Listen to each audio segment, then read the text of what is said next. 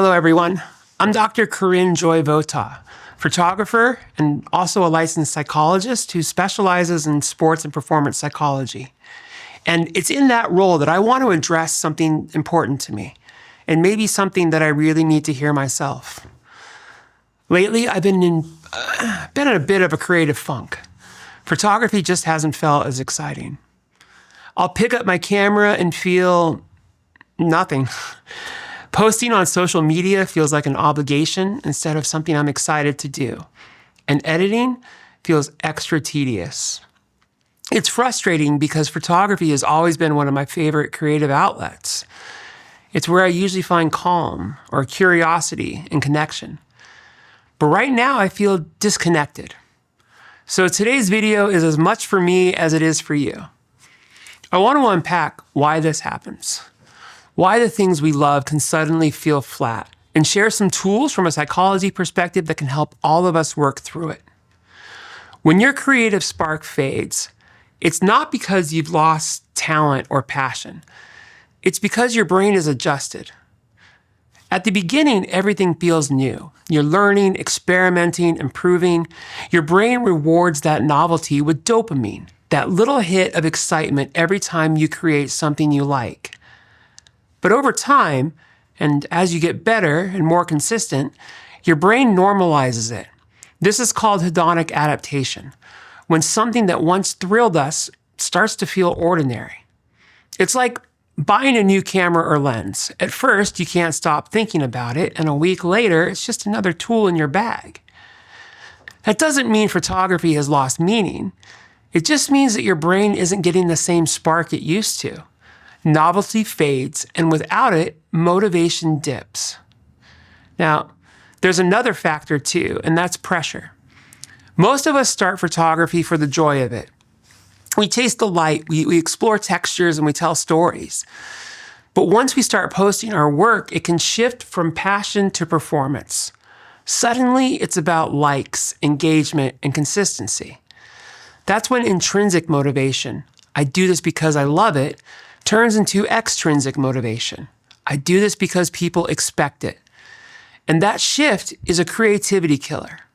I see this with clients all the time, athletes, artists, entrepreneurs.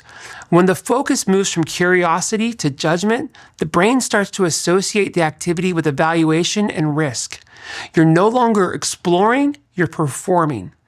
And eventually your brain says, if this causes stress instead of joy, why bother? So how do we rebuild that motivation when it's gone?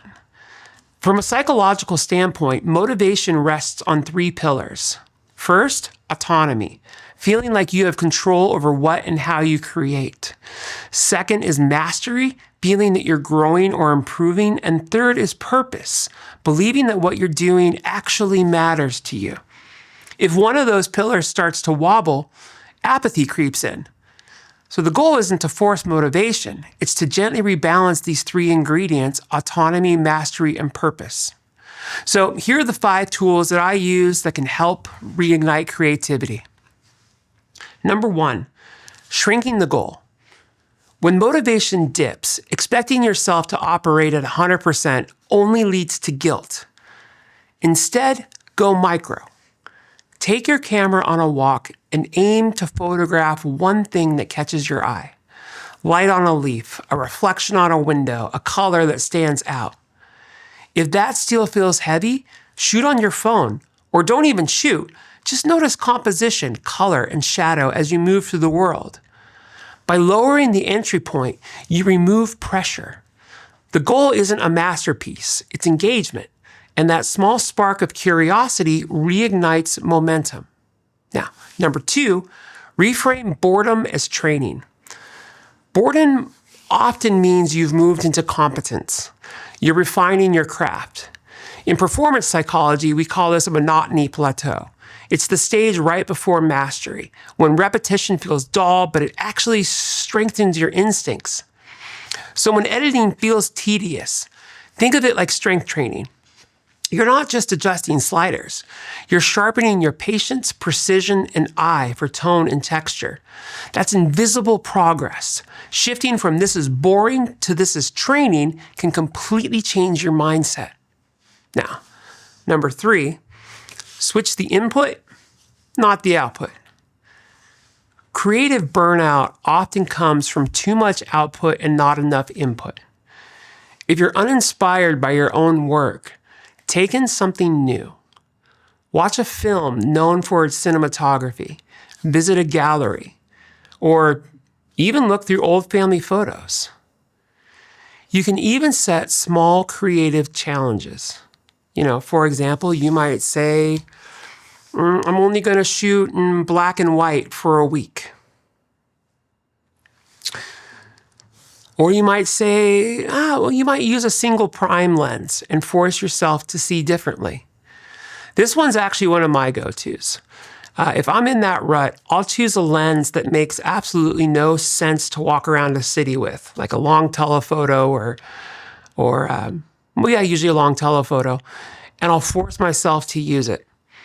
And sure enough, I get shots like I've never seen before, and my spark is back.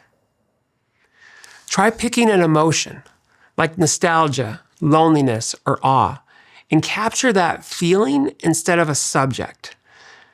These exercises turn photography back into play. You move from I have to into I get to. Now, number 4 is actually probably one of the most important and most overlooked. And that is scheduling recovery. Creative rest is not laziness. It's a performance strategy. Think of athletes. They don't train 7 days a week. They rest because that's when the growth actually happens. If you're going to be, or if you have been forcing creativity, stop. Take a week off from shooting or posting and go outside with a camera. Let yourself experience the world instead of documenting it. Your creative brain needs stillness to reset. And often that spark returns naturally once you stop chasing it. Now, number 5 is reconnecting with your why. You got into this for a reason. And at some point, we all forget why that started or why we got into it. And that's normal. Take a moment to write down your photography origin story. Why did you start taking photos? What made you fall in love with it in the first place? I started shooting women's rugby because my wife was playing, and I wanted to support her. That, and she looked like a total badass on the field. I still love shooting her play more than any other thing. Whatever your reason was, revisit it.